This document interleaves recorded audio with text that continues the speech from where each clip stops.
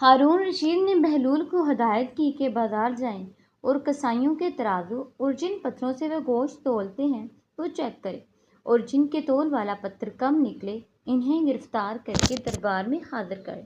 بہلول بازار جاتے ہیں، پہلے کسائی کا تول والا پتھر چیک کرتے ہیں تو وہ کم نکلتا ہے۔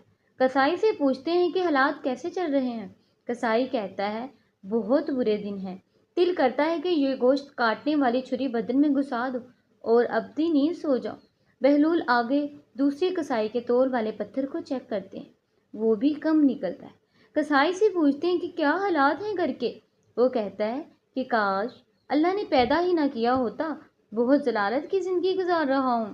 بہلول آگے بڑھے، تیسرے کسائی کے پاس پہنچے، تول والا پتھر چیک کیا تو بالکل درست پایا۔ کسائی سے پوچھا زندگی کیسی گزر رہی ہے؟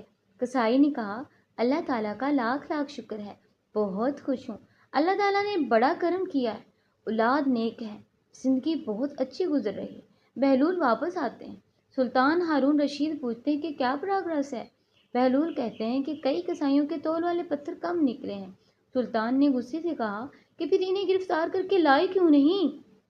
بہلول نے کہا اللہ تعالیٰ انہیں خود سزا دے رہا ہے، ان پر دنیا تنگ کر دی ہے تو یہاں لانے کی کیا ضرورت ہے؟ آج ہمارے بھی کچھ یہی حالات ہیں، ہم نے بھی دنیا کو اپنایا ہے، اسی کی فکر ہے، حرام حلال اور آخرت کی فکر ہی نہیں۔ اس کو شیئر کر دیں، کیا پتہ آپ کی ایک شیئر کی وجہ سے کتنے لوگ سدھر جائیں اور آپ کو مرنے کے بعد بھی ایصال ثواب ملتا رہے۔ جزاک اللہ خیرا کثیرا۔